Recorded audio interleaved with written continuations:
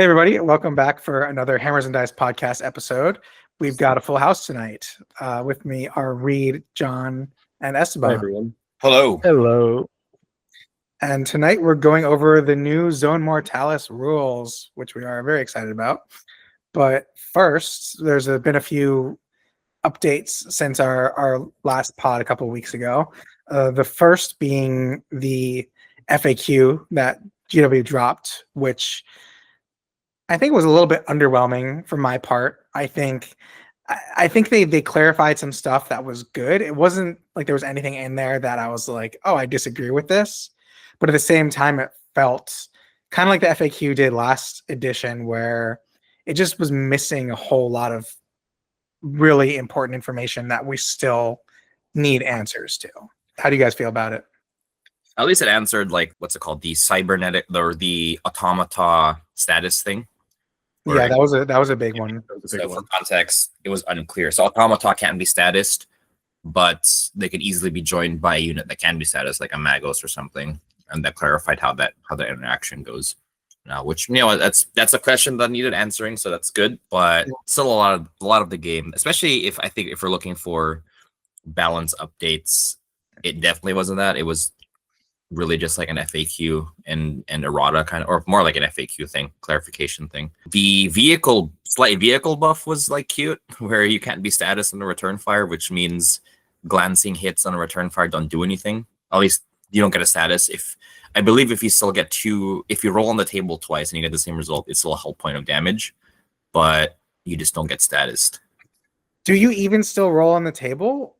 It almost seems like, because the way that works is if you get status from the table and then you roll and it's a status that you already have, yeah, you're right. You lose the whole point. So it's not the way it's written. I don't think that would work anyways. Got it. That seems like a weird rule to me. I guess I get that they're trying to make it that you can't be status in reactions, but it does weirdly make tanks even more powerful, which I don't know that they needed that extra buff. But I don't think it breaks the game. But yeah, it's definitely an unnecessary buff to vehicles, which is okay. Yeah, I think right now they're just maybe trying to push us a little bit more towards them. Just because the previous meta leans so far away from them. I think now that they're kind of making them incentivized in that way. Randy, what do you think was missing from the FAQ/errata? Like, what else would you have wanted to see? Well, speaking of tanks, right now tanks are treated as one model for combat. Like, they don't have any bulky rule or anything, which for knights is a little bit weird. Not just that, but in general with knights, the Knight Cerastus, I played a game where it's obviously a knight that you want to be getting into combat with it, right?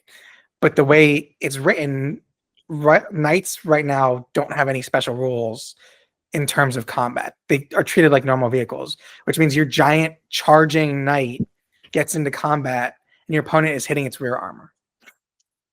So there's that. If your unit falls back in combat and your opponent chooses to pursue you, the way it's written right now, if you have another unit that is kind of in their path and they get in contact with that unit, they count as having charged that unit, even though it's not the unit that they were initially in combat with, which happened to me in a game. And it doesn't, from what I can tell, it doesn't seem to make sense. Yeah. It's a way for your opponent to just kind of leapfrog from one unit to another in combat and potentially deny scoring points. So things like that I've come up against that need some more clarification. Not even balancing stuff. Just it's a very rule heavy game, especially this edition. Totally. Rules are much more verbose, and that has led to there being rules in weird places. Bulky counts for combat resolution, but it doesn't count for other things. And I think it would be helpful for clarification in a few spots where there's rules that are scattered all over the rule book, even though it's technically something that is all based on one interaction, if that makes sense. So Thing to add to just to add to the whole bulky and models thing, it's the way combat res works with multi-wound models is kind of janky, and I figured this out playing against Ruinstorm demons, where it's models removed that counts as combat res, if I'm not mistaken. So if you're fighting like a 6-wound, 7-wound demon, and you deal 4 wounds to it, and it deals 1 wound to you, like I think well, that's a point against you. If you outnumber it, then that's a point for you. But like the wounds, if you have a tactical squad and it kills one tac squad member, but you take out all but one of its wounds, it still counts as winning. Yeah, stuff like that. So, I mean, it's it's a few months before the game launched. I mean, yeah, they could have been more, but I think I'll wait until the 1 year FAQ goes, because again, I compare this 30K lot to Old World. This is the same design studio. A year in Old World, they released a massive errata, which kind of gave, for example, infantry was the example I used. Infantry get a bunch of rules in Old World because they weren't doing so well in tournaments. So we'll see if Heresy will get the same treatment like 6 months, 7 months from now. I'm hoping that they do take that tack. My worry is this feels like what they did last edition, where we got a bit of a weak sauce FAQ early on and then crickets for a year or two. So I'm hoping we're not seeing that same pattern again. Oh yeah, no, absolutely agreed. It would be devastating if we didn't see at least a once a year FAQ at least. Although I do got to say that I don't think this FAQ has anything missing per se, mostly just because it seems like they're just covering some really weird cases here and there. But the one thing that did concern me and confuse me was the question of what do friendly and enemy units refer to? And I was like, I understand that's not actually explained. It's kind of like an understood concept, but it still surprises me that came up as a question to the FAQ team at GW headquarters. It's like, were people really confused about what a friendly and what an enemy is? I think there's some interactions like with Black Shields where I'm not sure if it's exactly what it is, but there's rules where you get points for killing an enemy. So if you blow up a neutral building that's occupied by the enemy, like, are you killing an enemy? I guess. I don't know. That's just what I thought of. But this reminds me of, other FAQs where what does within the deployment zone mean? That had to be clarified, Yeah. So I mean, yeah, just the awkward wording of it just was like, why would this need to be FAQ? I'm like, isn't that in the book? And I actually got to read through the book. I was like, actually, they don't really cover that. They just kind of say opposing models, enemy models, your friendly, your units, and like they don't really specify it though, huh? Didn't think about that. To them, they shouldn't need to do it. But then again, earlier this week on Crusade and Heresy, which is the biggest Heresy Facebook group, there was this gigantic post where people were like, "Oh, so if you charge a door in Zone Mortalis with that rule, you get points, huh?" And it just blew up, and people were raging at each other about it. And I'm like, well, apparently GW does need to be very specific because people are morons, and apparently need this clarification. So you know what? Now I want to write like a custom mission for Zone Mortalis where you actually get points for specifically blowing up doors. It's like doors. You just redecorate it, really. It's I'm gonna call the mission breach through, and the objective is to either save doors or breach doors based on attacker defender role, and that's the objective of the doors. That's not silly. Yeah, that makes sense. I can imagine you're storming an enemy void ship and you're like the vanguard, right? You're trying to blow up the doors with multi charges, so your infantry or the other lines behind you come through, the other companies or whatever. Yeah, no, that would be funny. That'd be fun. I'd play that. Okay, I'll start writing that mission just for you and me, John, because you know what? We never even played a game in 2.0. We got to play a game in 3.0. We got to play a game. If we don't, and 4.0 comes, I'm going to be very disappointed in both of us. All right, so let's move on to the reveals from the Friday night reveal show that had the worst audio I've ever heard in my life. It was pretty funny watching it though at the during the time, and like you're just like, oh man, and like seeing the chat go crazy about like, dude, audio. I'm glad they eventually got something worked out with it, but it was a very interesting affair. To say, if you don't mind, I'll start off with like kind of my opinion. Like, I think we're obviously we're in a really good spot with Heresy that we're getting all this like new plastic support. I'm torn though about these new cataphracti. I think they look really great. I kind of wish though if they were going to rescale them, that had been kind of more prioritized last edition with a 2.0 box set, because that's when they decided to upgrade our Marines to a different standard, and they put in the old cataphracti models in there. So I guess like it's been inevitable. But really what I wanted to kind of talk about is the idea that I think for really most of the last edition, all we've gotten recently is just kind of redo of old things for the most part. Besides, the Mechanicum, I think, is one of kind of maybe the the Skitarii right now. They're kind of brand new models that are coming into the range. And then obviously they're throwing us characters here and there. I really want Games Workshop to look at the idea of going back to releasing Legion-specific units as well.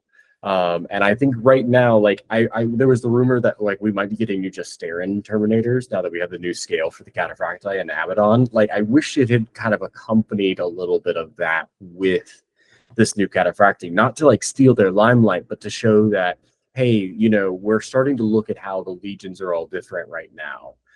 Because really all of those models are now at a different scale and kind of not really fitting in as well. So I don't know if you guys are kind of getting the same sense that I am with that. I mean, my assumption with that would be probably from a business perspective, because it will probably be some time before they're really transitioning into moving those Legion-specific units from resin to plastic. They don't want to disincentivize people from buying the resin models. Absolutely. Like we can all agree that like they're going away from resin. That has been the intention with Games Workshop.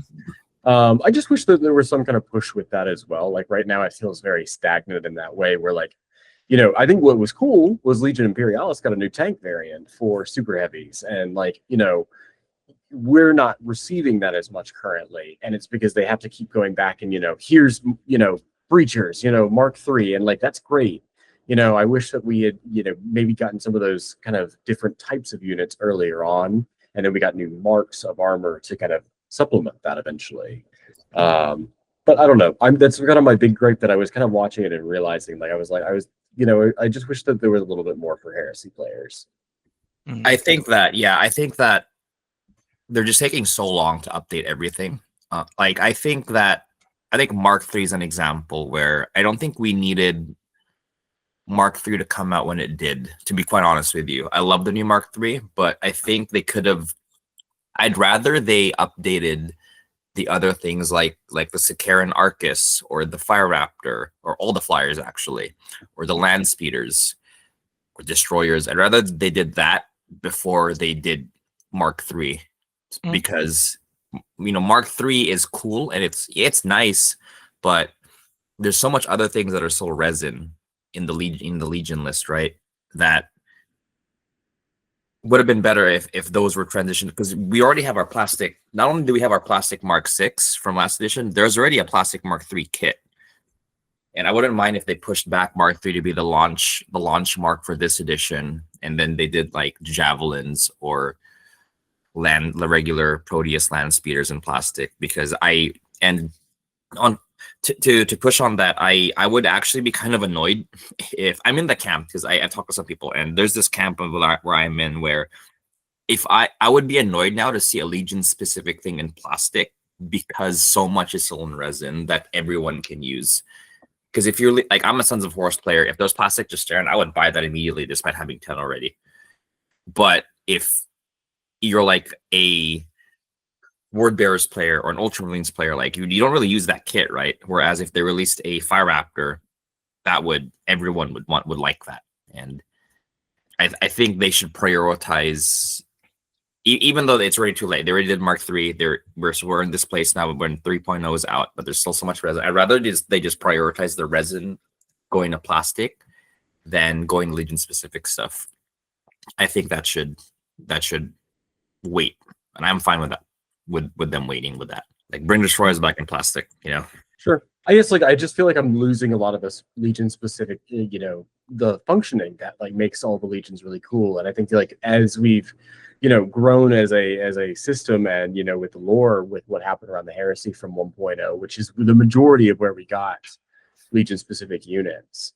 Now that we've kind of come into the final point, and we know what happens at the end of the death, we could maybe update to kind of get some of those newer units. So that's why that's why I'm trying to push for that narrative right now, that idea that there should be just a little bit more Legion specific that comes out maybe every so often. And I jokingly put on the Facebook group for Horus Heresy, they were saying like, "What'd you think of the premiere?" And I was like, where are my salamander praetors? Which, like, that's a very small thing that I could be looking forward to eventually.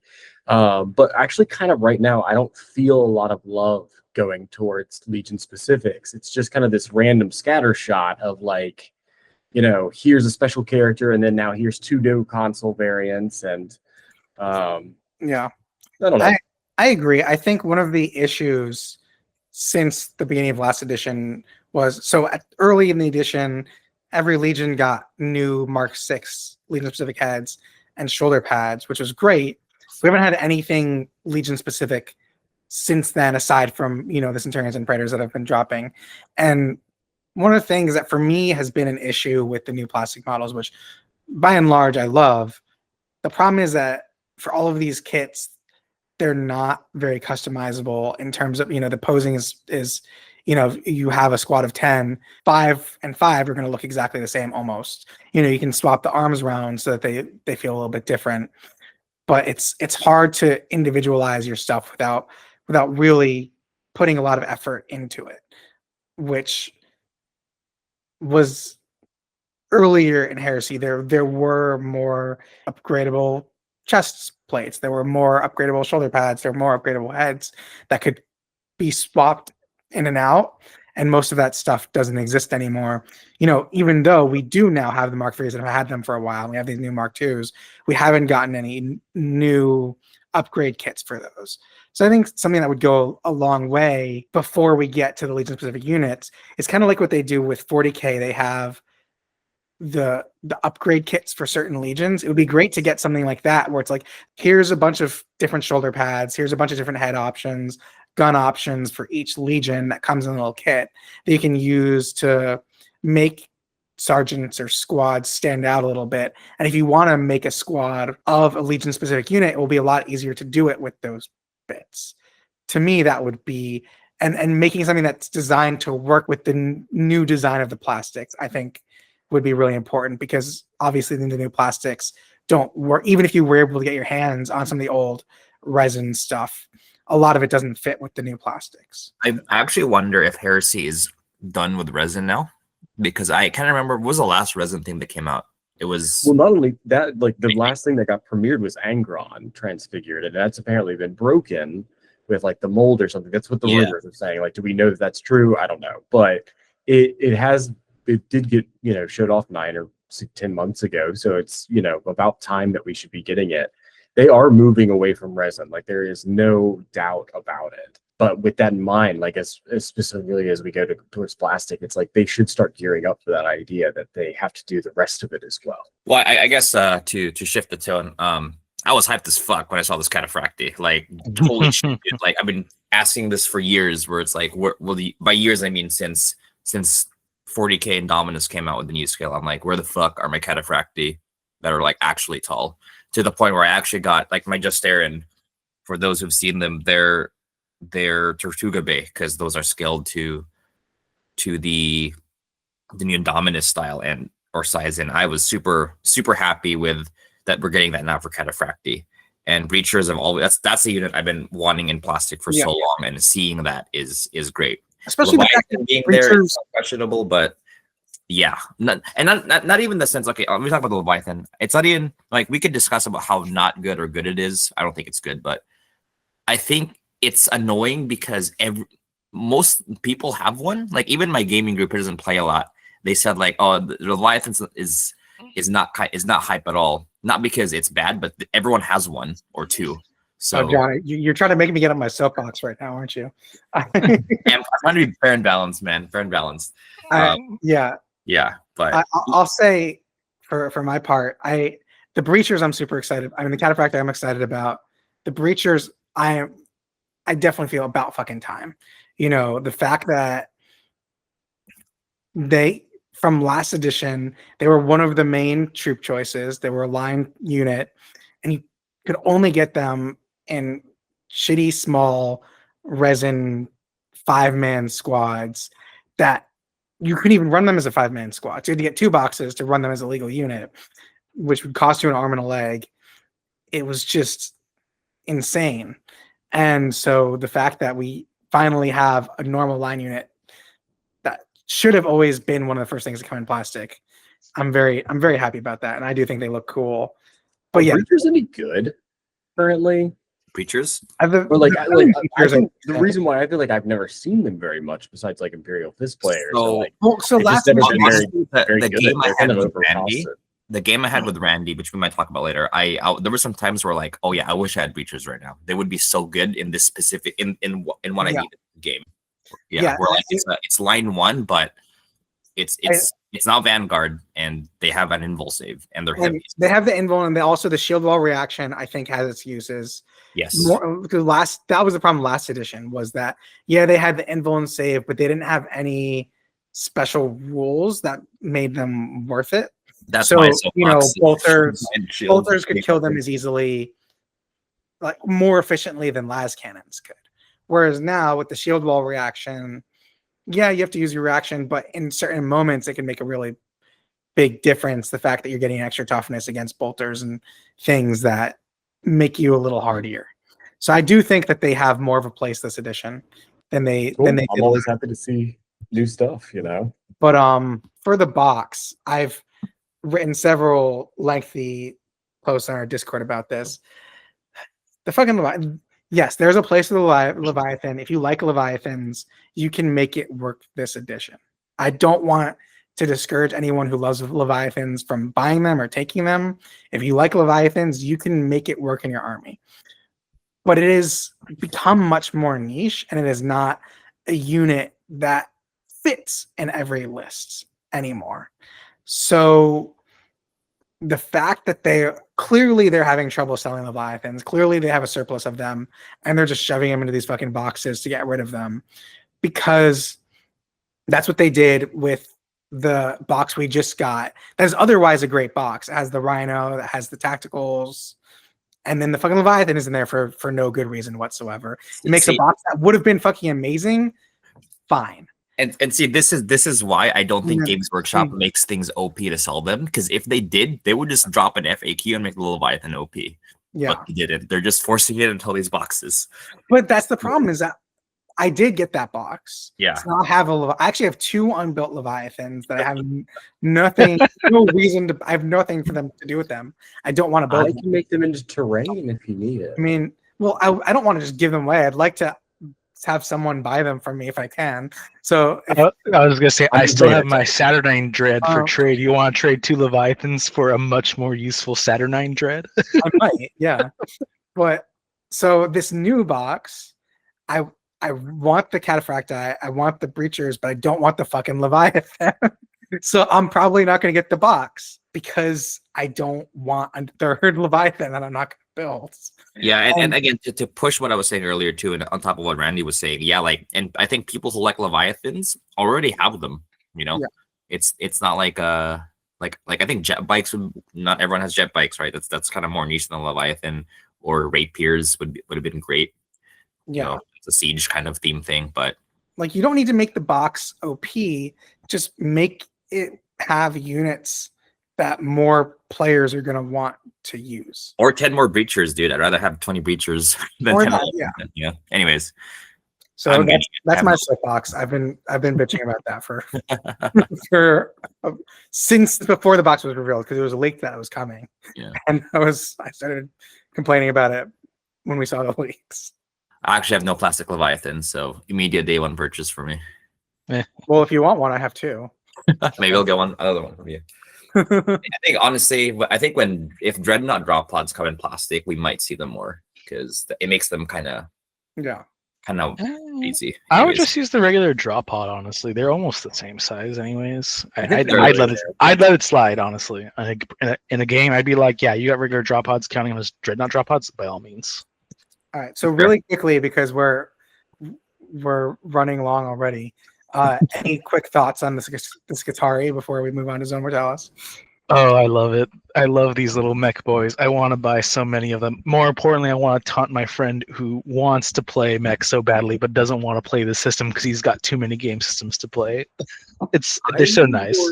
I need more information from Games Workshop if like the whole Skitarii line is coming though, because they really deserve it. Like using the full Skitarii manifold, guys. So good. I know. Different games. With the way Heresy and Old World are going, I don't think I will actually make money that I'll bet money that they will not do a Skitarii in 30K. I think they are divesting so hard in multi-game kits. I to the point where I think Chaos Demons will be removed from 40K as an army in the next few years and be AOS only, and then they're gonna move the demons into like god armies, like World Leaders get Bloodletters, Ember Scrolls get Keeper Secrets. Yeah, the dividing of game systems is such like a big thing now. Unfortunately, and I don't like that. I think it's lame, but it's so apparent. Now that said, I do think I think I'd be fine with people just using the 40K Skitarii as those new ones. Yeah. Agreed. Oh, yeah, I meant more like I think that there's like such a cool range that like fairly no one get. Like imagine running a full Skitarii maniple in Heresy. I think would be a really cool thing that you don't probably see in 40K very much. But yeah, the new models are cool. I think they're like really like I just want to see some kind of like diversity and like what these guys like. Are they going to only get this one kit or like one wave and then are they done? We'll probably see some like command units. I mean, we already saw the Skitarii Titan Vanguard unit, so I suspect we'll have more coming along the line somewhere. It just will take time. Yeah, I think there'll be more Skitarii, but unfortunately, I don't think we'll see the 40K ones getting rules. Yeah. I think they'll invent some new thing. The only thing I might see is maybe the Dragoon Riders might get a dual kit, like just a recolored kit maybe for 30, because I think those would fit fine in Heresy, but everything else I doubt. Like the Iron Strike Balustrade and the Dragoon kit, that's what I've always kind of thought. Like the horse guys, I understand they might not fit. The flyer probably doesn't fit, but I mean, the Dune Crawler would be dope. What they could do, which they have done with the Knights, is basically re-release the same model in an Age of Darkness box with transfers. That's how you make it different. The transfers, yeah, which is ridiculous. But yeah, if you look at like the Armigers kit, there's a Heresy Armigers kit and there's a 40K Armigers kit, and it's the exact same models inside, but the transfers are different. So yep, it's a different kit. Very important, very same, but very different. Yeah. So look out for that. They might do that with the Skitarii. We'll see. Yeah, I think that's the way if we're gonna have a dual kit. I think that would be the way. But yeah, with the it's such a weird thing, especially with Old World, that they're like Skaven are not an Old World because they're in Age of Sigmar, despite being in the lore. They're such like moving away from multi game kits. I mean, that's why I didn't get into Old World, because I wanted to do vampire counts. Yeah, but I'm not going to do like a PDF army. Yeah. That isn't legal in every gameplay, so. All right, let's move on to Zone Mortalis before we get bogged down in so much more shit. It was a busy last 2 weeks, honestly. So yeah, lots been going down, which is good. Yeah, we want stuff happening in Heresy to keep things going. But anyway, so speaking of new things, we got the new Zone Mortalis rules, which look like a lot of fun. Zone Mortalis was probably more fun last edition than the main rule set, I want to say. I mean, they both had their pluses and minuses, but just in terms of being able to in a quick, fun, balanced game it more often than not just felt better than, the main form game last edition for me. I don't know how you guys felt about it. It was super unique the few times I played it. The reinforcement system was super nice. I mean, I love ZM. I've played ZM since 1.0, and they really put an effort to making ZM unique last edition, and it paid off. Yeah, I'm looking forward to trying it out this edition. So It seems less complex than last edition. I think that's where I'd start off.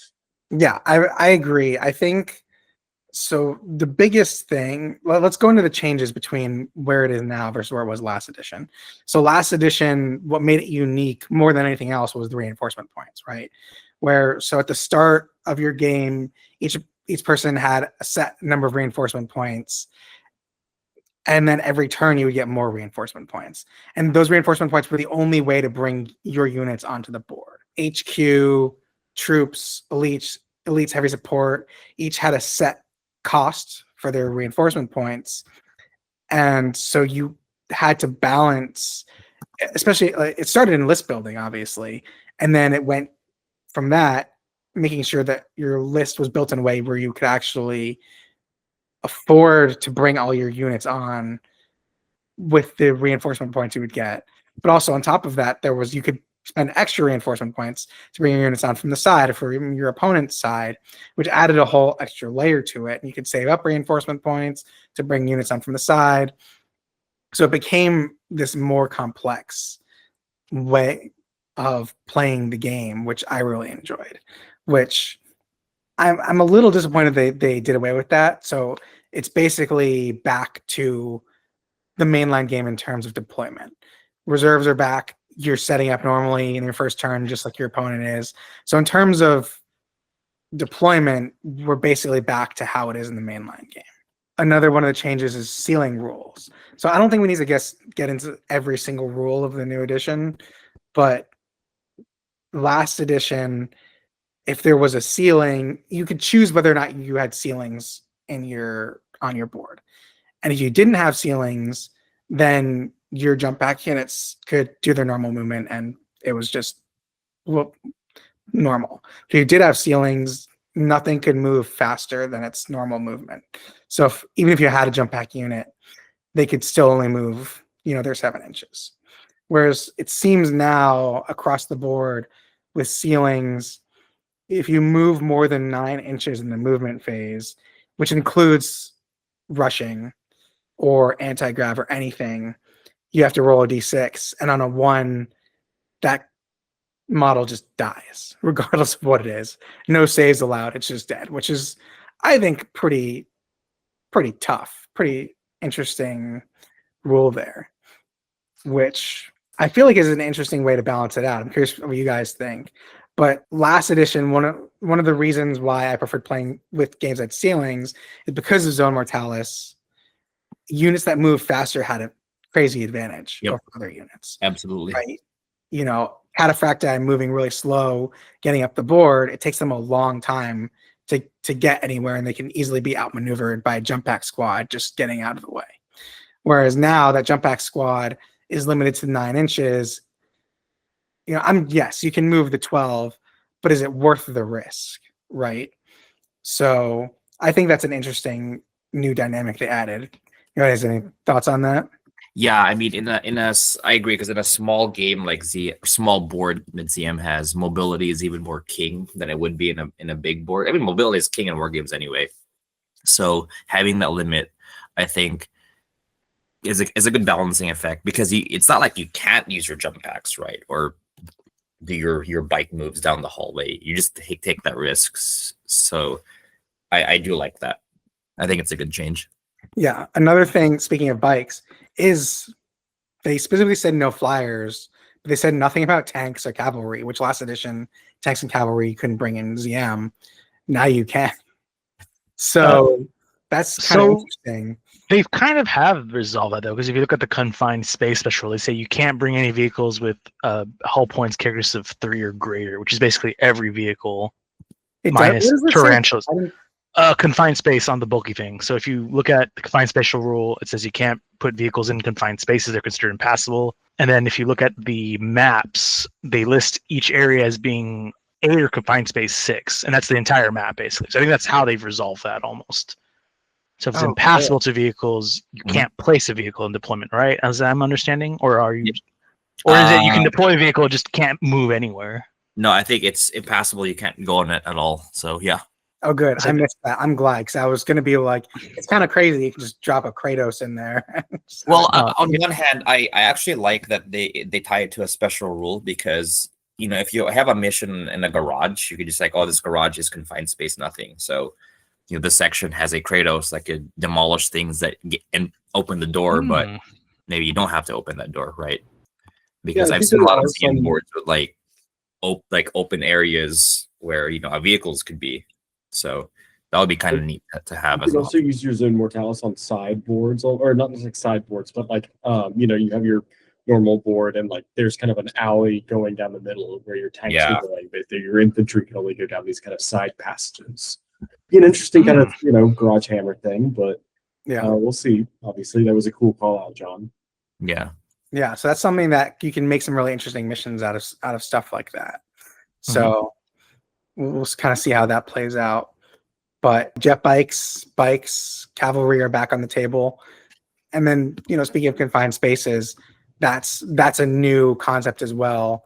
The idea that I think it's mostly confined 6 and some confined 8 are the two big ones. So and it's tied to sections too, which is great. Yeah. That design.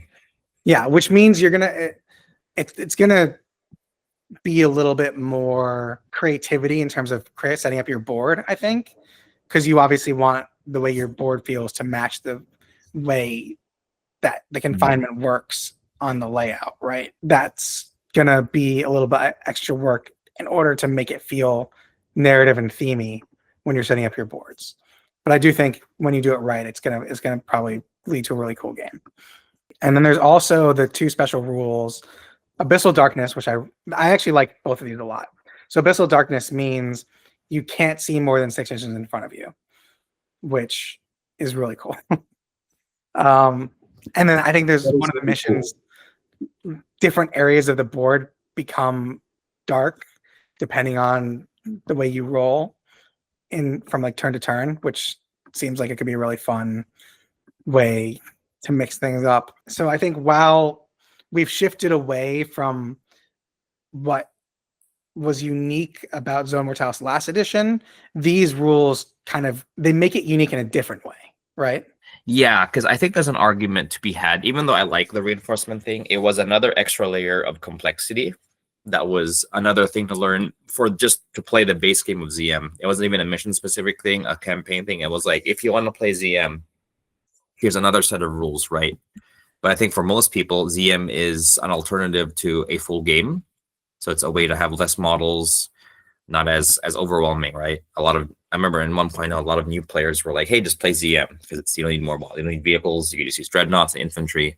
So I do like, again, despite me liking the old reinforcement system, I do like that the new ZM is just more like the base game with a little bit of extra stuff to represent the environment it's in, as opposed to like a whole new game system, which is what the last edition was. So that I appreciate.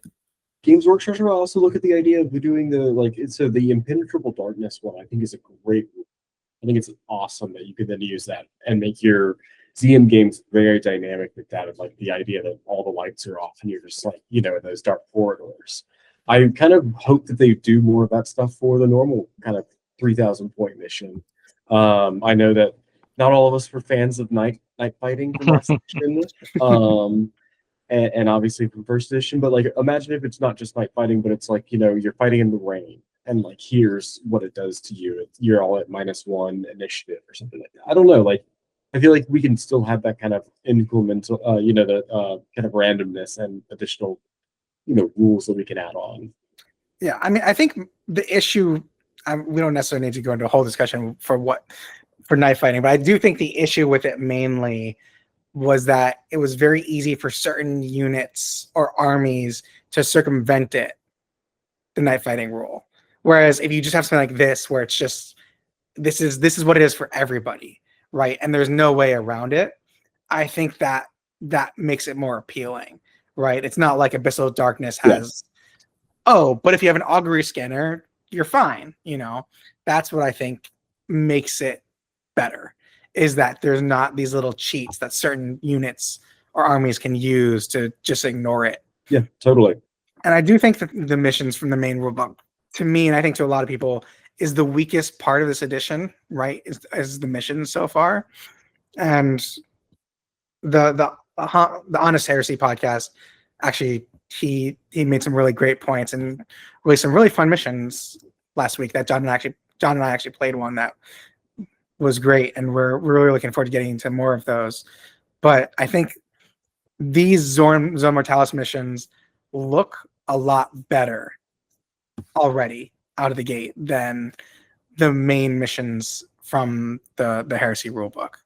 So that already kind of puts it leaps and bounds ahead of where the main game is at right now, just from the official Heresy documents. Yeah, something they do that I really like is fixed objectives. I think fixed objectives just make for better gameplay than free-form objectives, which the main rulebook missions have, where you can kind of place the objectives anywhere. I think having this, like, it's easy to think about the mission, to kind of plan for the mission, and I think it just makes for cleaner gameplay where it's all set like this and not just like you place the objective wherever, right? Or the one like the third rulebook mission, which is probably the worst written mission I've ever seen in my life, because literally if you go first, you win the game. Yeah, agreed. Like, oh, this has been scored once. Oh, it's worth less points now. Sorry, player number 2. You can't win. Yeah. I will say I do like this, but I think maybe we're being a little too hypercritical here. We are barely 6 months into this edition. I'm sure we'll get some more rules coming through the journals eventually. No, I'm already. not talking about the main rule set. I think the main rule set, mission rule set, yeah. but the missions that we got in the main rulebook are not good. No, they're very, very bland and very, 2 out of very 3 of them eh. are serviceable. But I think that the rules have been done a disservice by not having good missions to play. So that's not me being critical of the rule set, just of the 3 missions that we got in the main rulebook. Right. So what you're saying is GW needs to release a mission pack FAQ, like, hey, here's better missions. Yeah. Have at it. Or just like the journals, need to start having more missions in them. Well, did they do well, let me clarify. If the journals do have great missions, but they're definitely not the symmetrical. Yeah, I mean, obviously the onslaught, attacker, defender, which is more narrative, but definitely not a lot of people's cup of tea, which I understand, right? And I think some people like a balanced, symmetrical set. That's great for pickup games, Yeah, I mean, that's what I'm talking about is just having more variety for, hey, we're meeting up on Thursday night for a game. What's a fun mission we can play?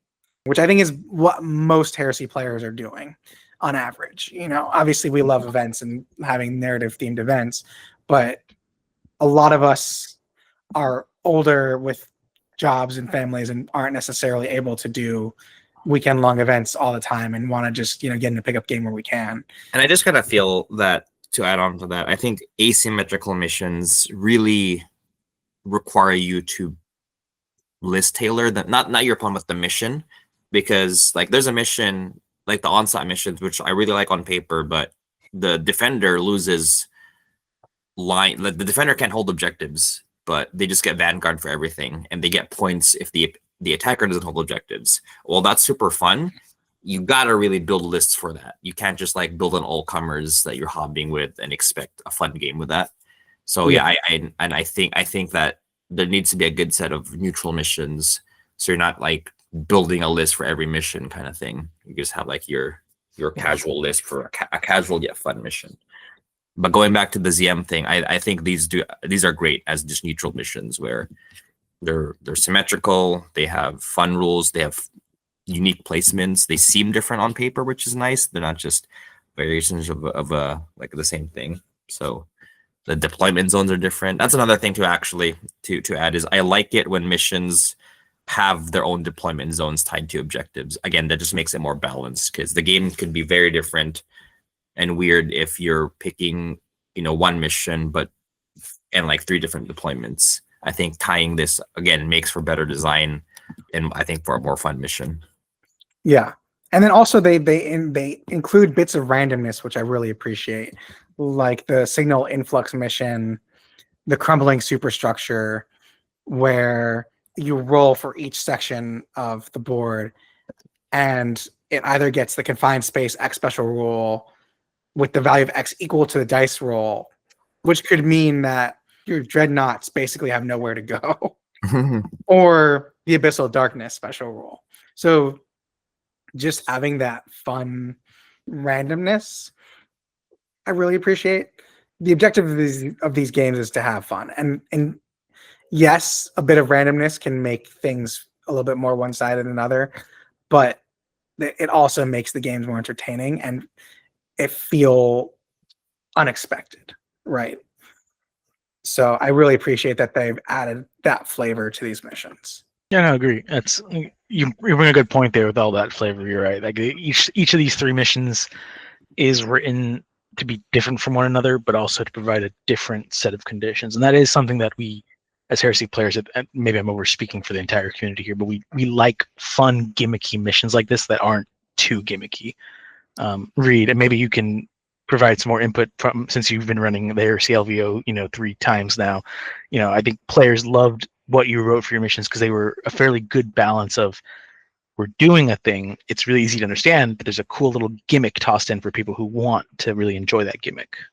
Yeah, I think most people were enjoying this year's. So the one that we ran in October, we definitely kept towards more of the traditional book missions, and that was more because it was kind of a newer edition, obviously, for everyone. But yeah, I always kind of enjoy. You got to have kind of a typical thing that people really understand, but then there is kind of that twist on it that makes it kind of different. Yeah.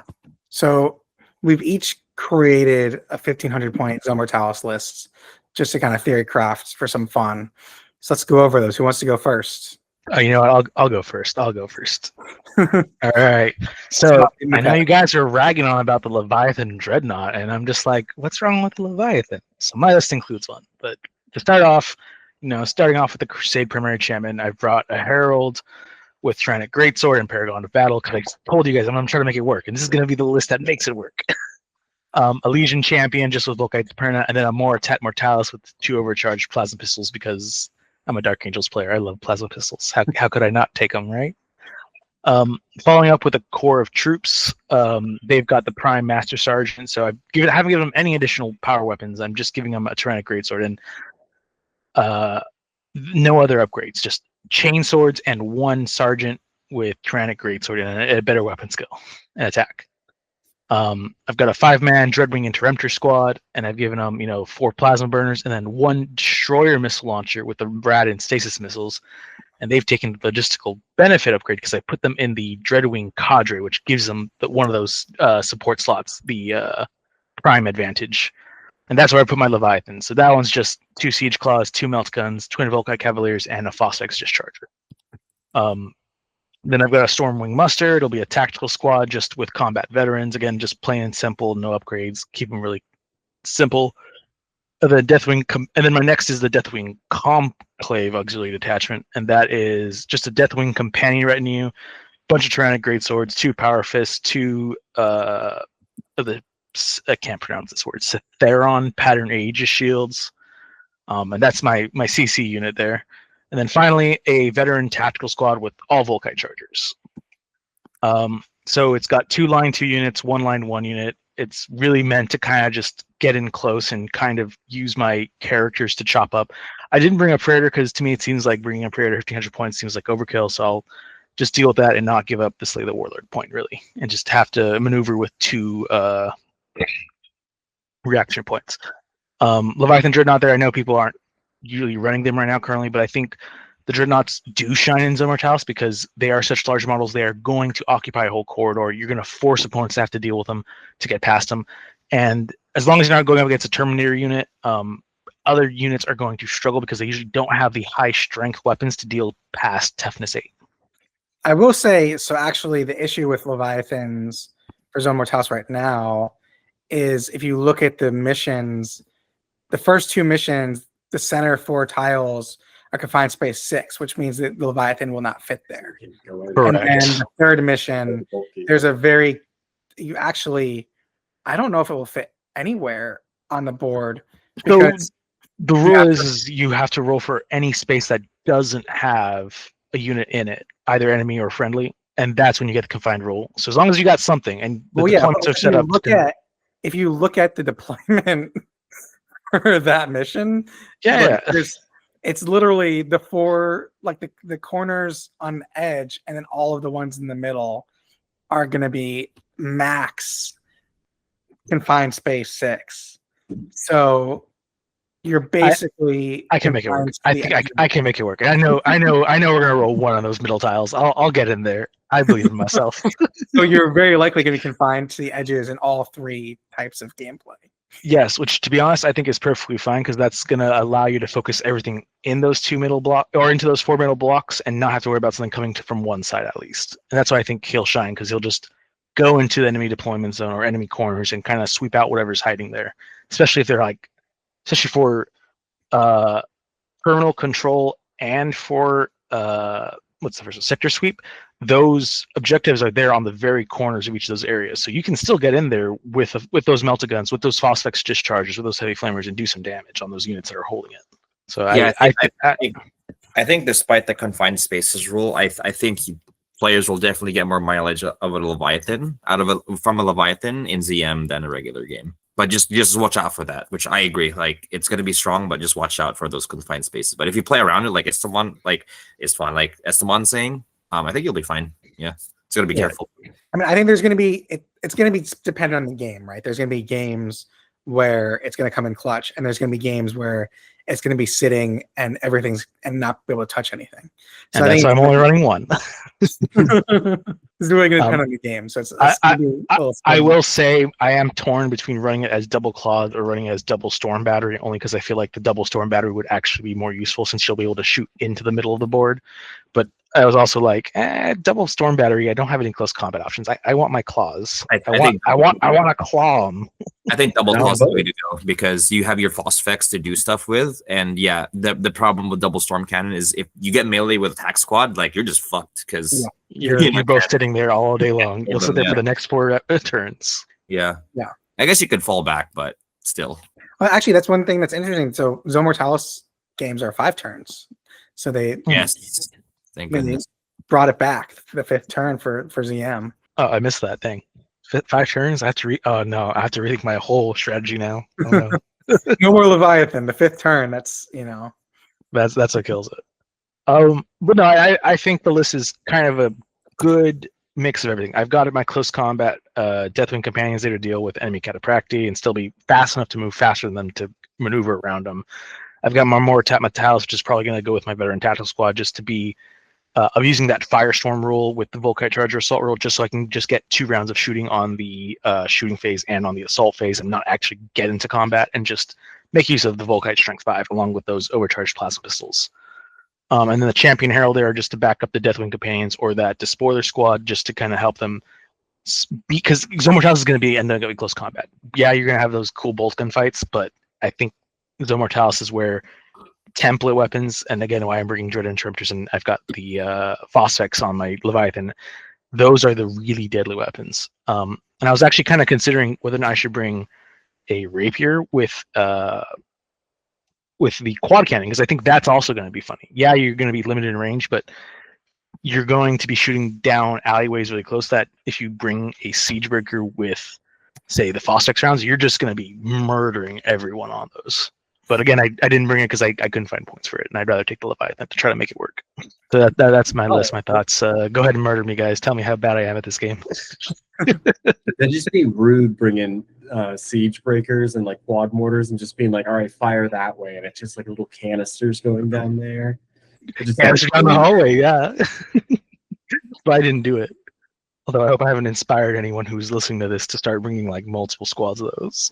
No, I think if I saw this list in Zone Mortalis, I'm like, oh, this is going to be a tough list to deal with. I think it's got a lot of really tough units. And, aside from the Leviathan, whatever. I think the Vet Tac squad with Volkite is going to be the weakest portion, but it is, but it's also, they've got the BS5. So if they're there to be your unit to hunt down enemy tacticals, that I think will do some work. Yeah, I guess I'm just thinking like just take Seekers, but They have a role. They have 2 wounds actually. Yeah, they have 2 Yes, wounds. Seekers would be the more ideal option, but honestly, I kind of want to break away from that because everyone and their mother and their grandmother and their father and their grandfather is taking Seekers currently. I mean, like 2 wounds is a big That deal. hasn't been my experience actually. Okay. The Seekers, thankfully, I think it's a really strong unit, but it's an elite unit, and not everyone surprisingly is taking a lot of elite. It depends what the role is. So I think if you're like, okay, this unit's purpose is to hunt tacticals, I don't think Seekers are necessarily a better option. If the Seekers are there to do other things, like to snipe out characters or to put statuses on elite units, they're better at that. If you're like, I need, this is my unit for hunting down tacticals and objectives, I would say the veteran tacticals are at least as good as Seekers are. But then it's a question of like, you have this one squad whose whole job it is to hunt tacticals. Like maybe it behooves to have a squad that can do multiple roles. Now again, I don't think the tac squad is a bad choice, but if you're facing something where 10 Volkite may not just do anything, right? Yeah. Like if you're in a corridor with Saturnine, like shit. Oh yeah, no, I'm boned at that point. Yeah. I think any unit, you just run. I would say I think any unit in this game currently that runs up into a 6-man or even just a 3-man squad of Saturnine in a corridor is probably boned, with the exception of another Saturnine squad or maybe Catapracti with all combi meltas. That might be the only exception. I think a Legion Elite with hammers will deal with them pretty easily. But if it's a command squad, then it's going to be a fun time. Yeah. Oh yeah. All right. What about you, Reed? I didn't hear many thoughts from you other than my Leviathan. What else? Deathwing Companions seem to be really kind of the rage at the moment with the Dark Angel players, if I'm correct, and the Knights of Zenobium would be pretty intense. I'm hopeful that my list might be able to combat you. All right, it sounds like a Would you like to know challenge. about it? Yeah. So I'm obviously doing a Salamanders one, where I like what you do with yours, where you have like a lot of command units. I'm only going with one. I'm going with Centurion and Terminator armor, with a power axe, one of the Salamander Forgecraft ones, just for a little bit of flair. 5 fire drakes. I'm getting through logistical benefit for my tactical squad. I have 2 tactical squads. They're just bare bones. I have 2 Cataphract Terminator squads that have a mixture of Chain Fist and Power Fist and a Heavy Flamer, and they're 2 5-man squads with that. And then I have a 10-man Pyroclast squad and a 5-man Pyroclast squad. So in the same way that you were talking about, like templates, I think are going to kind of rule the day. Salamanders obviously benefit a lot from using flamers, so I was trying to optimize that and optimize the amount of Terminator armor that I could bring to bear. I see this and I'm scary, especially because those Catapracti squads with Chain Fist really actually hurt my Leviathan with strength 10 swings in close combat. Yeah, and I mean, like I wanted to create the idea that like each one of these squads minus the tactical marine should be able to take down any kind of obstacle in their way. So like obviously the Pyroclasts, they see a door in their way and they're gonna pull up their melta guns. The Terminator squads see a door and they'd be like, all right, here's my Chain Fist to get through. Yeah, I think this kind of fucks actually. I really like it. Yeah, thanks, John. That's great. I was like, I don't know if it like feels very inspired exactly, but this is very fun. This is cool, like Salamander. The only thing I don't like is the Chain Fist, because whoever decided to give Chain Fist -1 attack is like insane. Yeah. But I think if you just switched out a Power Fist, like it's perfect. Sweet, awesome. Yeah. Well, that means a lot. That's cool. Yeah. I honestly, this is a very scary list. Yeah, 15 Terminator, 16 technically coming at you, and closed dark hallways where both guns don't mean squat. Ooh. I'd be looking at this and I'd be like, I'm in for a really bad time. I was tempted to drop one of my Cataphractic squads and just actually make 2 10-man Pyroclast squads. That actually kind of feels more dangerous to me because they're like, obviously the 2 up armor save and then 2 wound models that are just, pumping out so many melta-gun shots. And I don't know how I get past your 10-man Pyroclast squad, honestly, other than hoping my Volkites get past them, but I don't think Volkites do enough against them because Pyroclast are still a 2-up unit. Are they 2-up or are they 3-up? They're 2-up. 2-up. They're all 2-up, yeah. So they're one of the cool basic Marine body 2-up armor units. Yeah, they're a hard fight, honestly. I think the only thing that might be okay against that list is my Deathwing companions, assuming I don't get flamered out first. Ooh. Yeah, that's kind of the big thing, and like that's what I would actually kind of love an errata for. Is like, do we still have Wall of Death from flamethrowers and like stuff like that from like template weapons? No, I think you just have like a normal. You just You just shoot flame like them. normal. You just use a Just template, flame yeah. them. You just use the You just use template. the normal template. Cool.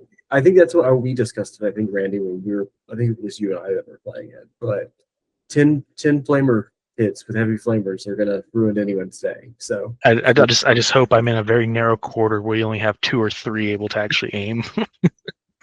maybe, or then I'll just shoot you with my melta guns. That's true. The cool thing about Pyroclast is, let's say 2 guys are in front. I think you could just have the 2 guys fire their flamers and the rest shoot meltas just to push more wounds through. Maybe I've traditionally they've had a rule that says you have to choose one or the other. Oh yeah. Oh, for the whole for the squad. entire squad. So that's something I'd look into. Melta shot might just be better against most targets that are charging because that's going to be mostly 2-up armor and 2 wound models. So those meltas will do more work than the flamers. As One an more- experienced Salamander player, I gotta say, like since we got our range extension from first edition, because first edition it was 6 inches for melta gun. We're like, this is never gonna hit anyone. When we got 12 inches, I was like, holy shit, the ball game has changed. Never let them tell you that 12 inches don't matter. I know, right? I will say, like, there's this idea of like, there's no instance I've been in where I've been like, I should do the heavy flamer over the melta gun. There's very few times where that actually happens. Well, I guess one more thing I notice is I would really give the tax squads Nuncio Voxes. I think that's just kind of a necessity with statuses around. Sure. But I think, is it the Nuncio boxes you have to look and see one of your... No, it's just That's if the any Master Signal one? command model on the battlefield, you get to use their leadership or cool. Okay, cool. And it also happens at the beginning of your phase as opposed to at the end of the turn. Well, I have 15 points left in my list, so I will absolutely throw on some Nuncio boxes and there you go. satisfy that. To counter that, though, I mean, in Zone Mortalis, you're gonna be really knowing what's shooting at you, and I feel like with all your Pyroclasts and Terminators, you're probably doing a really good job of screening your tacticals from getting shot at or even approached, anyways. And Cataphract getting the +1 cool because they're heavy already is really a bonus to them already. Do Pyroclasts have heavy actually? I don't know the unit very well. I don't know. I can pull. Let me go get my book. I think you We just discussed I have it it. here. Hold on. Yeah. Everyone check your books. Well, But we can- regardless, we can have somebody else's list while I'll look that up. all right. Hold on. I have it right here. They are Oh, not okay. heavy. Okay. But they're still cool like 8, right? I think, or are they cool 9? They're cool 8. So the Pyroclast Warden is leadership 9, and they're cool 8. Okay, so they're probably going through most tests just fine, honestly. Anything with cool 8 or 9 is doing great, honestly. Yeah. I mean, I also think like Pyroclast for me, just they feel like they belong in Zone Mortalis, right? Oh. There's some units like Breachers, even though I think they're not that great in Zone Mortalis, like they just feel like they're supposed to be. Yeah. You know? Yeah, I love Pyroclasts. I think they're like probably one of my favorite units. I have 30 of them now. I'm like so happy with them. Rhinos with them, they're great now. And John, just to mention what we were talking about with the Pyroclast Flamer, this edition you don't have to choose one. There we go. Yeah. So yeah, had the first 2 light up with a flamer, and then the rest of them shoot the melting guns. Yeah. Spooky times. Spooky times. Well, thank you for coming to my ZM TED Talk on Battlefield. All right, John, you go next. You're up. All right.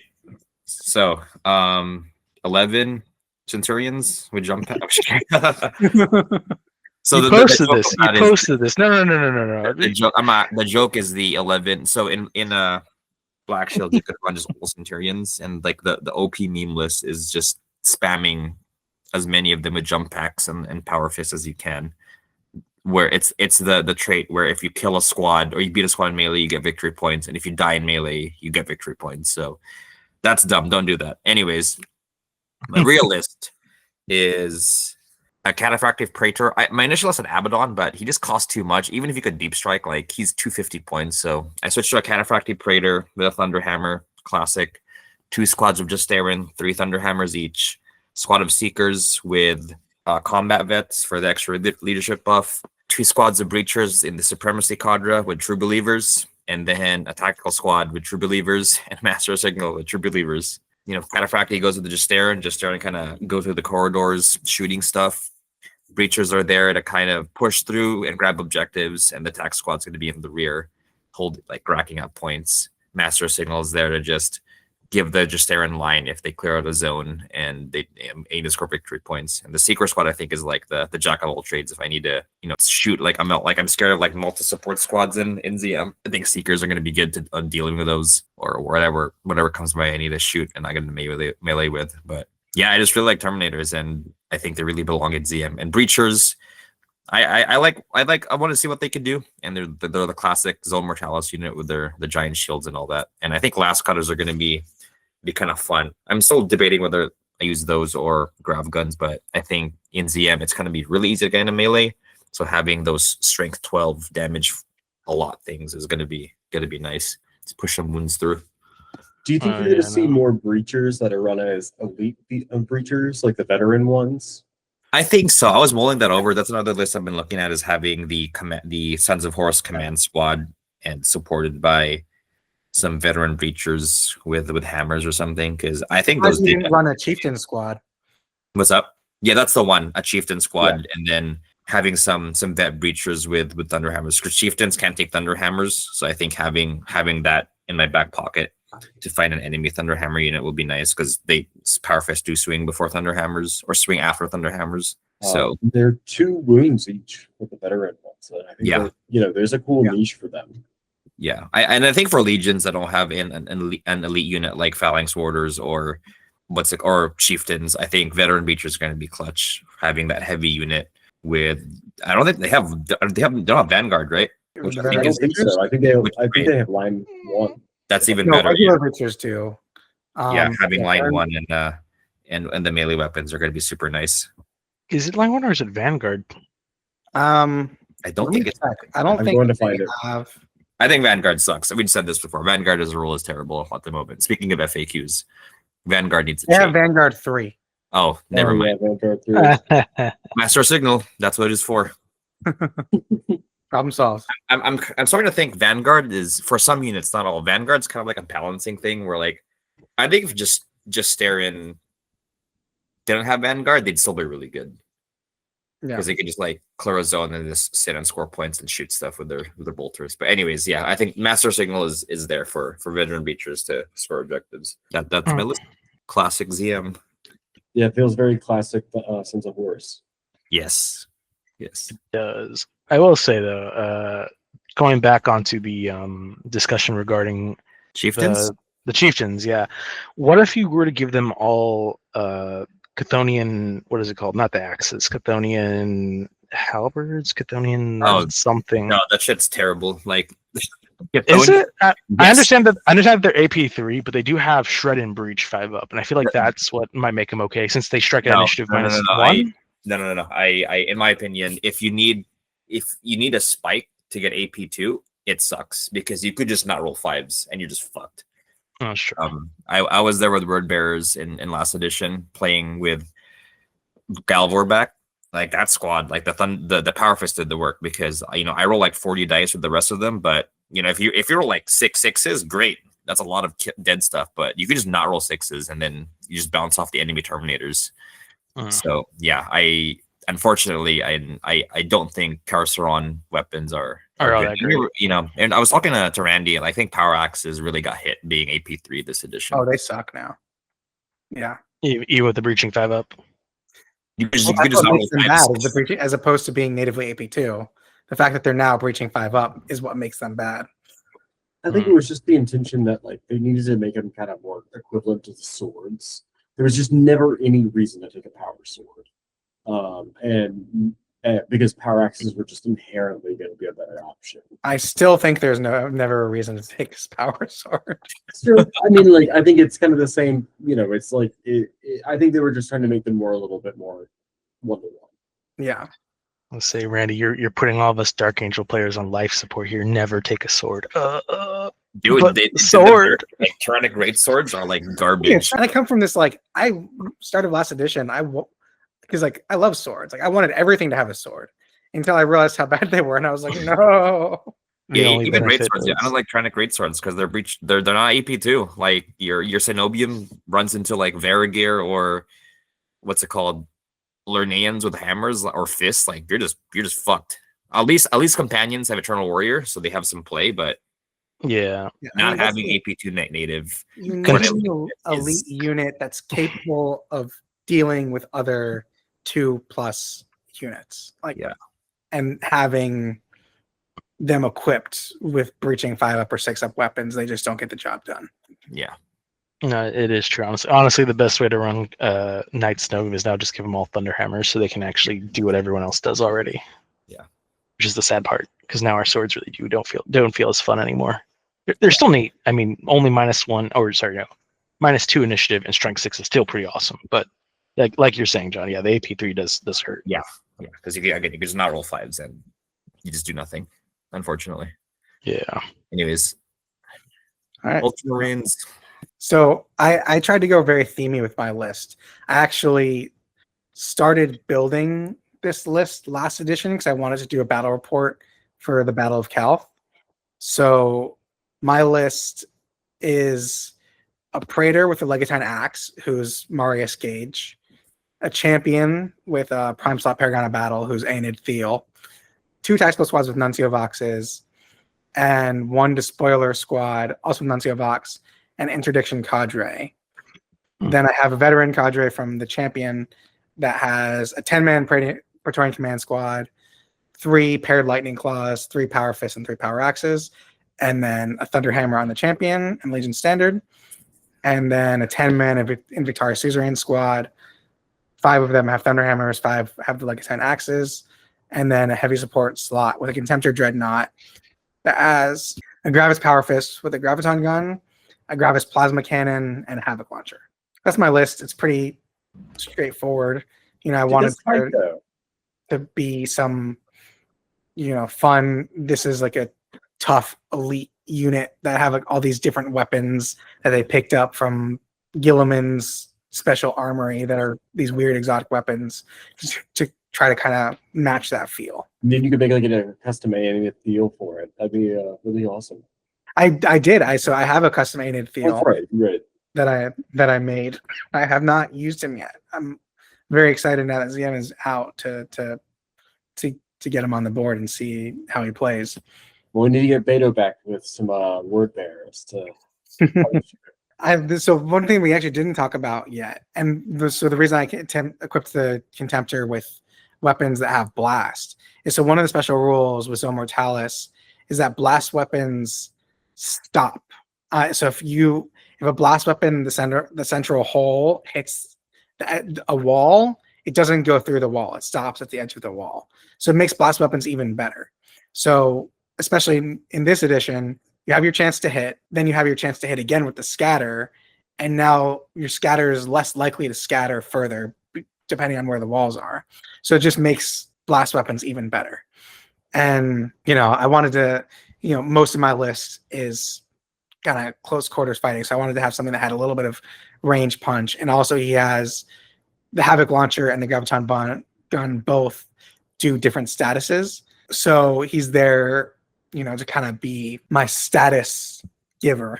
If there's a Justarin unit or a Fire Drake unit or Pyroclast or whatever that I'm terrified of that I want to try to slow down, that would be kind of his purpose, is to go try to kill a few of them, try to status them out, and just force some dice rolls on them. Yeah, no, I totally can see that. I'm gonna say I do like this list because you just do have just 2 do not F with me units of the Praetorian and the Invictus Suzerain, but you feel like such a low model count, or not low unit count, because you've only got your 2 tacticals, your Despoiler, and then your Praetorian and your Victus. I don't know what the veteran cadre allows you to do, but was there any way to split either the Praetorian or the Invictus into 2 separate squads? No, so the veteran cadre is 1 elite, 1 retinue, and 1 heavy transport. Okay. And that's what the Champion unlocks.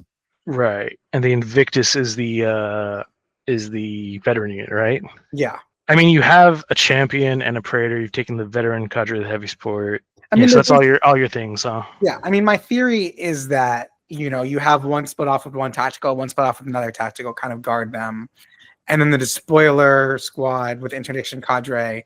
So that's the prime advantage, where if your opponent, once they move outside of their deployment zone, as a reaction, they can just pop up 5 inches away from them. So they're there to like hopefully block early scoring for my opponent and just be a little bit of a nuisance in the back line. And I wrote this list kind of fast. I think what I'll do is try to give some more points to the spoiler squad so I can give them some power weapons, because right now I don't have anything on them, but just to give them the ability to fight a little bit in combat.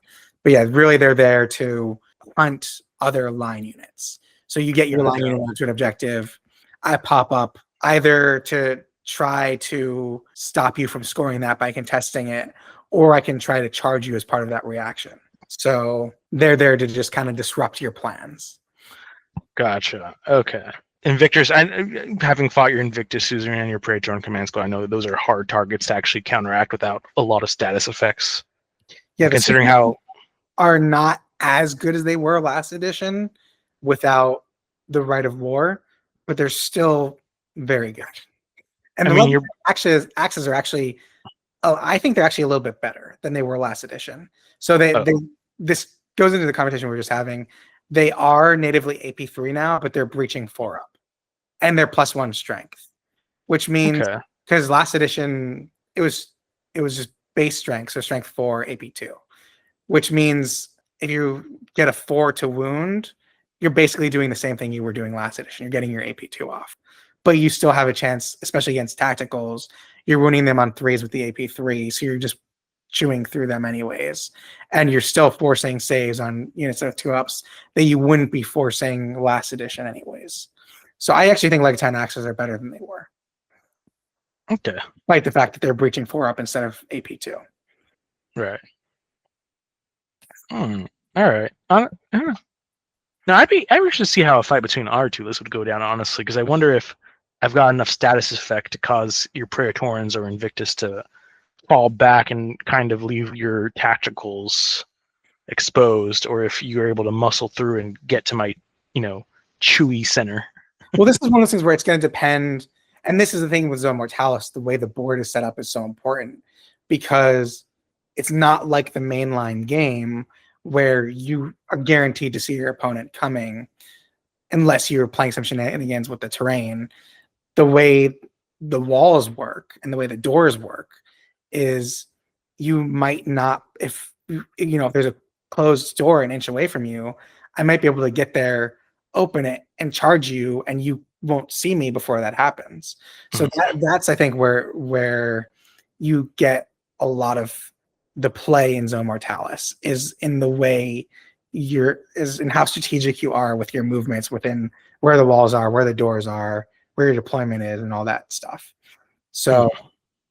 And we haven't really talked about this much yet, but I think you guys can probably see based on our lists, we're focusing a lot on strong combat units and units that have mostly close quarters ranged weaponry. Which, if we want to get into the tactics of Zone Mortalis, that's going to be your bread and butter a lot of the time, because there's a lot of line of sight blocking. So walls, and this is the same as last edition, so we didn't really talk about it, but you can't go over walls. Obviously, blasts and things can't go through walls. Barrage, you need line of sight. So, hopefully you have a good Zone Mortalis board that has a lot of walls that is going to feel like a dense ship corridor. So you've got to plan for the fact that you're not going to be able to sit in the back with your las cannon squad and shoot down the board. That's just not going to happen in Zone Mortalis. Or it shouldn't if you're setting the board up properly. Yeah. Right, yeah. So you need mobile units that are very powerful at close range to get the job done. You can still infiltrate, right? Like no problem in ZM. Yeah. So yeah, based on what I can tell, you're basically treating Zone Mortalis deployment and reserves the same way that you would the mainline game. Yeah, just kind of deep strike, but impenetrable area. Correct. But that's not the whole map. Isn't it? That's the whole map, yeah. This mission uses the impenetrable area rule. But is it That's- in the whole map or is it in specific quarters of the map? It doesn't say anything about specific areas. It just says the mission has the impenetrable area special rule. Oh shit! I thought that was based on No. specific corners of the map. Oh wait, does that affect your interdiction cadre? Because don't they arrive via deep strike technically, or is that just a placement reserve? No, It's they not don't. strikes. It's let's see what it says. Maybe FAQ'd, but it's technically not deep strike. Okay. Oh, it doesn't even say that they're in. It doesn't even say that they're technically in reserves. It just says Yeah, they're concealed ambush reaction. It basically says that they concealed ambush special reaction. The reactive player selects one model from the reacting unit and places it anywhere in the battlefield that is not within their opponent's deployment zone, within 6 inches of the unit that triggered this reaction, and at least 5 inches away from any enemy model. So it doesn't count as deep strike. Okay. They just kind of pop on the board. They drop out from the ceiling. Well, I mean, the idea is that they're hiding. ambush, yeah, They're like kinda- they're ambushing the enemy. That makes They sense. Pop out from wherever they were. So that's interesting. I thought it was certain sections of the board you couldn't deep strike in. So you just can't deep strike at all. Okay. Yeah, that's what I'm saying. Yeah. There's Like, this it's that's leaving, but it is leaving the door open, like you were saying with vehicles, for future missions. There could be yeah, sections. you could just not have that special rule. Yeah. Yeah. So Sorry, I'm personally distracted mentally because I'm imagining that skit from what is it, Blurt and Sons, where the character's like, there he's in the walls, and I'm just imagining this interdiction cannon just jumping out of the ZM walls like. "Arr." but I mean, the interdiction cadre is fun. So basically, you can choose to either snap fire or make a disordered charge. So you have to be at least 5 inches away. You're rolling 2 dice. It's kind of It's not fun. zero. Oh, Yeah. if you might land up statusing yourself, but I think the thing there is that you can move block someone. Like you can just create a unit that's just going to be in the way and they can't move past it. So if you time it correctly, you can like block off a corridor or prevent access through another method that they would normally be using. yeah, I mean, for me, the thing that I think is, say your opponent is trying to be a little bit cagey and they're setting their tactical squad on the edge of the 3 inches of the objective. So like, oh, if you come towards me, I'm going to react away, but I'm still on top of it. And then you interdiction cadre and be like, great, well, you're on the edge of 3 inches. That means that I can just pop up also on the edge of 3 inches. And now I'm contesting this objective and you're not going to score in this turn. To me, I think that's kind of the most powerful place to use it is when you have an opponent who thinks they're being clever and it's like, oh, I dare you to come closer to me with your Vanguard unit. And you just pop up with your line 2 unit that's just as strong. But actually, I'm just going to do this. And now you can't score either. Mhm. And then in your turn, you get to charge them, and force them off the objective anyways. So I think it has the potential to be strong in that situation. Yeah. But you gotta also be careful because if you place them on the wrong thing, you can just lose a unit for no reason, right? Yeah. Yeah. I mean, that's the risk of that. Yeah. And that's when you're hoping that your opponent forgets that you have that up your sleeve. Yeah. And they're not planning for it. Other note, don't take tarantulas in ZM. I think tarantulas are like gonna be unfun because For your opponent or for you? like Because of blocking areas. Yeah. You know what could be fun with tarantulas, actually, not taking them as either player, but say you're doing like a mission where it's on a space Hulk or something, and both sides are trying to get valuable data off of it, and the ship has automated defenses that just attack whoever comes near them. Yeah. That could be fun, where it's So like have like a computer where you make an intelligence check so you get to control it or something. Yeah, that would be fun. yeah, Now we're getting into the role play aspect, fellas. Let's do it. yeah, or even just you have them randomly placed, and whoever comes close to them, they shoot at. It Yeah. doesn't matter which side that you're on. Yeah. I feel like that could be a fun thing to do with tarantulas. Kill Team has some rules for automated sentries. I'm gonna probably have to pilfer those for a mission or two. I like that idea. I like where your mind's at, Randy. Well, I think you just use the transfer rule, right? You move within line of sight. Yeah, they have the reaction rules. Like, so it'd basically be any unit that moves within. So I mean, you would have to do it because right now you can choose when you want to react, but since it's against either player, it would have to be the first unit. Yeah. comes within line of sight as opposed to choice, because obviously you don't want to Yeah. be unfair about it. Yeah. Right. Yeah, that'll be fun. When we're talking about interesting missions, that's what I like about it, is that it makes you, the missions are cool, so it makes you want to take it further and like gives you even more ideas. So I feel like we're already being like, oh, this would be cool to do, that would be cool to do, and having that platform to work with just makes it more interesting and engaging. Agreed. Any last thoughts on Zone Mortalis? I think it's great. It's a good way to play the game with low model count if you're starting out or you just have a lot of terrain. And you don't even need a ZM board technically. You could just group some buildings up. You could imagine it's like a dense city kind of thing where you just have buildings everywhere. Yeah, there's like a bunch of crates, like you're in like a abandoned warehouse or something. Exactly. Yeah. So I think it's awesome. Again, I do miss the reinforcement system, but at the same time, I like that it's just some specific missions and rules and army building restrictions instead of like a whole new game. So yeah, 10 out of 10, I think, and good timing with Breachers and Cataphracti coming out soon. Yeah, we need to get a battle report in soon. Oh yeah, we do. I'm all for doing a Zone Mortalis battle report because they're faster to do and to edit. So maybe we'll have one of those coming soon. We'll see how everyone's schedule's looking. All right. Well, thanks everyone. Thank you, everybody. Hopefully this is informative for you. Let us know if you guys are planning to do any Zone Mortalis games of your own and what your strategies are going to be. And we'll see you guys all in the next one. Let everyone. Bye. Adios.